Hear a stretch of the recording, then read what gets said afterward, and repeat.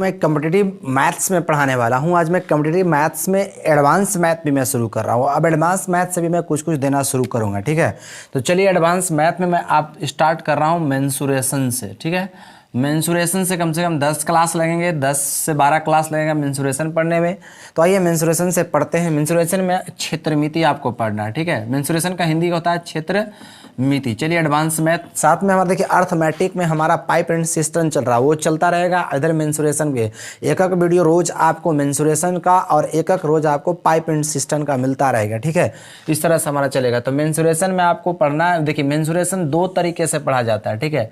तो मेंसुरेशन में एक जो होता है से एक 2D होता है और एक 3D होता है, ठीक है। आप जानते हैं कि मेंसुरेशन में क्षेत्र मिति है, तो क्षेत्र का मतलब होता है, क्षेत्र समझ भी करते हैं, मिति माने माप होगा। तो क्षेत्र का माप करना है तो उसमें फिगर तो जरूरी है, तो जानबे करते बिना फिगर का माप कैसे होगा। तो 2D में आपको आ जाते हैं ट्रेंगल आ जाता है, ट्रेंगल, ठीक है। ये आपको ट्रेंगल हो गया। 2D में आपको सर्कल आ जाता है, ठीक है। वो स्क्वायर आ जाएगा, वर्ग आ जाएगा, ठीक है। त्रिभुज आ जाएगा, वृत्त आ जाएगा, वर्ग आ जाएगा, आयत आ जाएगा। ऐसे बहुत सारे आपको आ जाएगा, इसमें 2D में आ जाएंगे, ठीक है। अच्छा 3D की जहाँ तक बात करते हैं तो मान लीजिए कि 5 रुपया का अगर सिक्का है तो 5 रुपया का सिक्का पर हम फिर 5 रुपया का सिक्का, फिर 5 रुपया का सिक्का, फिर 5 रुपया का सिक्का अगर रखते जाएंगे तो हमारा क्या बन जाएगा उससे, ठीक है। बोलिए क्या बनेगा, सिलेंडर बनेगा। तो इसी के जो 2D के माध्यम से जो फिगर बनाए जाते हैं उसी को हम लोग 3D त्रिविमीय कहते हैं। जो द्विविमीय के माध्यम से बनाया जाएगा उसको त्रिविमीय कहते हैं। तो सिलेंडर आपको पूछेगा, बेलन अगर पूछेगा किसके अंतर्गत आता है तो 3D त्रिविमीय के अंतर्गत का होता है, आता है, ठीक है। तो कोई दिक्कत नहीं है। उसके बाद अगर आपसे कोई पूछ देगा कि जैसे मान लीजिए कि इस तरह से बना, जैसे कि यहाँ पर कहा था वर्ग था, तो इस तरह से हमने वर्ग लिया, ठीक है। इस तरह से मैंने वर्ग लिया, फिर ऐसे मैंने लिया, इसको यहाँ पर मैंने क्या किया, मिलाया, इसको मैंने मिलाया। तो अब बताओ कि ये क्यूब बना, घन बना कि नहीं बना। तो बताइए ये हमारा क्या हो गया, 3D हो गया, ठीक है। अब देखिए यहाँ से ऐसे हो सकता है, आप कोण बना दीजिए, कोण। तो कोण के माध्यम से ऐसे ये जो बना, ठीक है, ये हमारा क्या कहलाएगा, यह भी हमारा 3D के अंतर्गत आता है। तो समझिए ना 3D में कौन कौन आता है। ऐसे बेलन हो गया, घन हो गया, ये आपका क्या हो गया, शंकु हो गया, ठीक है। इस प्रकार से 3D में क्या करते हैं, आते हैं। आगे अगर बढ़ते हैं, इसी के आगे अगर बढ़ेंगे तो आप और ऐसा बहुत सारी चीज़, जिसे कि आप फर्स्ट टर्म में भी दे सकते हैं, छीनक जिसको कहते हैं आप, ठीक है। ये भी आपका क्या हो गया ऐसे, ठीक है। ये जो आपका हो गया से ये भी आपका क्या होता है, छीनक भी आता है, 3D में आता है। तो आइए एकदम डिटेल आपको बताते हैं कि कैसे कैसे क्या करना है, सब पढ़ना है। तो पहले 2D के बारे में थोड़ा बहुत पढ़ लेते हैं, ठीक है। उसके बाद हम लोग 3D में चलेंगे, ठीक है। तो टोटल आपको मारधार से भरपूर बताया जाएगा, देखते रहें। कैसनों सवाल को एकदम चुटकी में बना लेना है, क्योंकि आज से बाद रगों में खून नहीं, मेंसुरेशन मैथ्स दौड़ेगा, ठीक है। देखिए कैसे दौड़ता है से। जैसे थोड़ा सा मैं नॉलेज एक बेसिक चीज़ दे देना जो पहले से आप जानते हैं। जैसे ये मान लीजिए कि सर्कल है, तो सर्कल की अगर किनारे की बात करें तो क्या होता है, 2πr, जो कि क्या होता है, परिधि होता है, परिधि, सरकमफ्रेंस, इंग्लिश लिख सकते हैं, सरकमफ्रेंस होता है, सरकमफ्रेंस परिधि है, ठीक है। अच्छा इसकी बीचे वाला बात करें, बीचे से, तो बीचे आपका कितना होता है, πr², πr² होता है, मतलब क्या है, एरिया है, ठीक है। एरिया क्षेत्रफल, बीचे से अगर पूरा लेंगे तो क्षेत्रफल आ जाएगा। किनारे किनारे लेते हैं तो हमेशा किसी भी किनारे किनारे की बात तो परिमाप, परिमित, परिधि की बात होती है। ये आपको एरिया हो गया, ठीक है।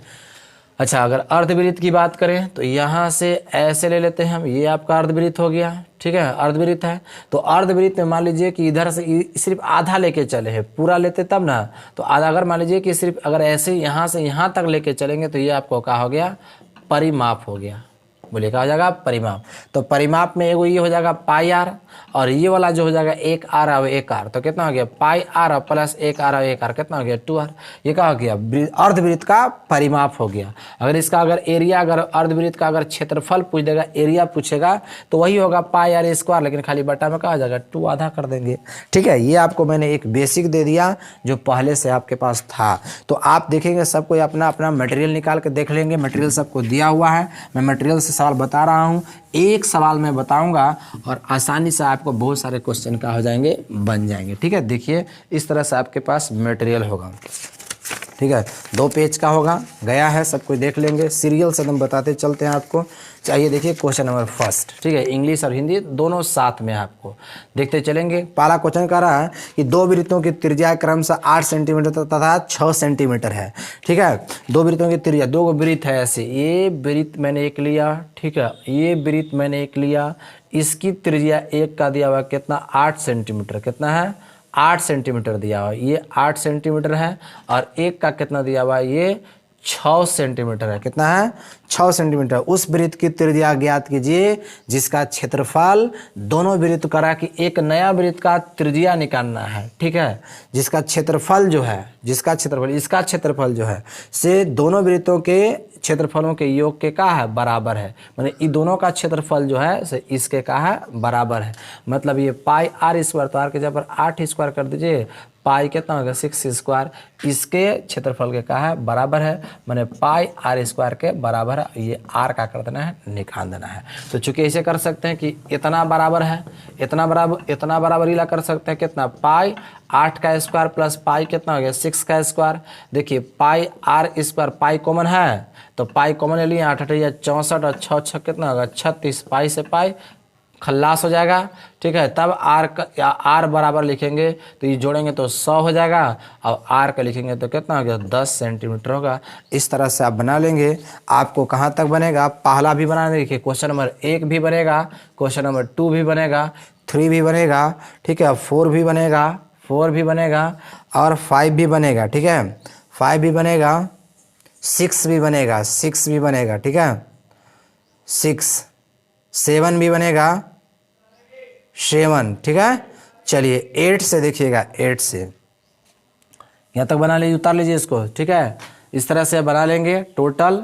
इसका वर्गमूल निकालने आना चाहिए, नहीं आता है तो सीखिए, ठीक है। चलिए 7 तक आप बनाएंगे, 7 तक। 8 से हम फिर बता रहे हैं, देखिए 8 से इस तरह से आपके पास है, PDF में देख लेंगे। 8 से मैं बता रहा हूँ, क्वेश्चन नंबर 8 से मैं बताऊँगा,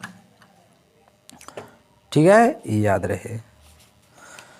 आइए देखिए क्वेश्चन नंबर 8 में देखिएगा, 8 में क्या करा है से, ठीक है, 6 नहीं, क्वेश्चन नंबर 7 से है, ठीक है।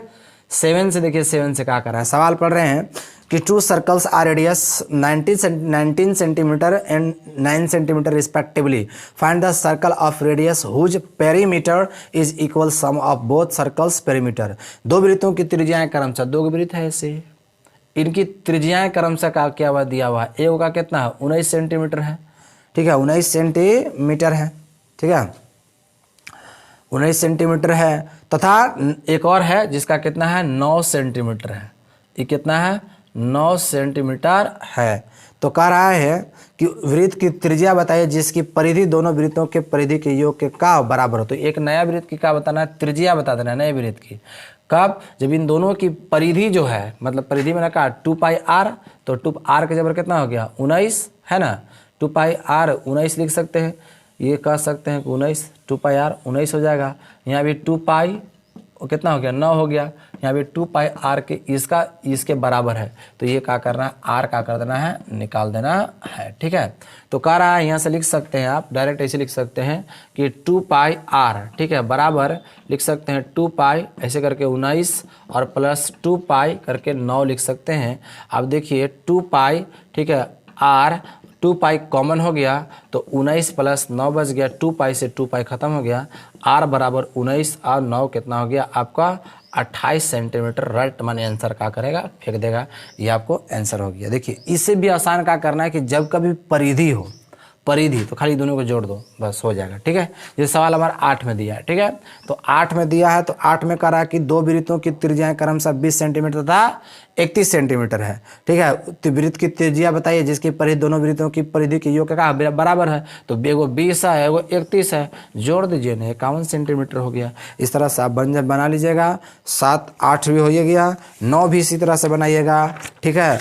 10 भी देखिएगा, ठीक है, 10 भी इसी तरह से बनाइएगा। उसके बाद 11 देखिएगा, 11 हम बता रहे हैं 11 कैसे बनेगा उसे, ठीक है। इस तरह से बहुत सारे क्वेश्चन आप बनाएंगे खुद से। अभी सिर्फ बेस है, इसमें सिर्फ बेस है, आगे देखते चलेंगे कैसे कैसे मैं आपको सवाल बता रहा हूँ, ठीक है। ध्यान से सिर्फ देखते चलना है। अभी मैं सिर्फ बेस बताया हूँ, आधार मैं सिर्फ दिया हूँ अभी, ठीक है। सवाल हमारा आइए 11 की ओर चलते हैं। 11 में कह रहा है कि दो वृत्तों की त्रिज्या क्रमशः 25 सेंटीमीटर तथा 17 सेंटीमीटर। दो वृत्त है ऐसे, एक वृत्त यहाँ ऐसे ले लेते हैं, एक का कितना है 25 सेंटीमीटर है और एक और है, एक का कितना है 17 सेंटीमीटर है। ठीक है, दो वृत्त है। वृत्त की क्षेत्रफल बताइए। एक नया वृत्त का क्षेत्रफल आपको बताना है। एक नया वृत्त का क्या बता देना है, एरिया आपको निकाल देना है कि एरिया क्या होगा। ठीक है, जिसकी परिधि दोनों वृत्तों की परिधि के योग के बराबर। ये दोनों का परिधि जो है 2πr जो है और प्लस 2πr जो है, इस जो जिसकी परिधि दोनों, हाँ जिसकी परिधि जो है इन दोनों परिधि के योग के का है बराबर है। ठीक है, इसकी परिधि, हाँ ये है परिधि बराबर है सिर्फ। ठीक है, 2πr बराबर है तो कुछ नहीं, क्षेत्रफल निकालना, पहले r निकाल लीजिए। ठीक है, यहाँ से तो लिख सकते हैं 2πr बराबर, डायरेक्ट ऐसे बना सकते हैं। चूँकि r पहले निकालिएगा तो बताइए कि अगर जोड़ दीजिए तो 25 और 17 कितना हो जाएगा, बोलिए 35 10 आपका हो जाएगा 42 हो जाएगा आपका। ये आपको 42, तो यानी r बराबर जो निकल जाएगा वो 42 सेंटीमीटर निकल जाएगा। यानी क्षेत्रफल अगर यहाँ से निकालिएगा तो πr² होता है, यानी पाई के 22/7 42 गुना का हो जाएगा 42, 7 छक 42, ये गुना कर देंगे 110, 22 छक 32 से होता है। और यहाँ से ऐसे भी पहले बड़ा वाला गुना किया जाता है, 6 दूना 12 और 6 चौका 24, अब एक 25 हो जाएगा। और एक गुना कीजिए 22 से, 22 दूना 44 और 22 25 110 हो जाएगा और 4 114 हो जाएगा और 22 दूना 44 और 11 तो 55 हो गया। इस तरह से आपको क्या हो जाएगा, आंसर फेंक देगा। ठीक है, 55 44 इस तरह से अब क्षेत्रफल निकालना तो सेंटीमीटर स्क्वायर। इस तरह से टोटल आप बनाइए। इस तरह से आप, मैंने बताया 11 12 दम सेम टू सेम बनाइए और 13 भी आप बना सकते हैं। सब मैट्रिक लेवल का है, 2-3 क्वेश्चन मैट्रिक लेवल का है। 14 से मैं कल से बताऊंगा, आज का सेवा नहीं है। मैं सिर्फ इंट्रोडक्शन क्लास दिया हूँ, कल से एकदम मारधार से भरपूर चलेगा। That's all for today's.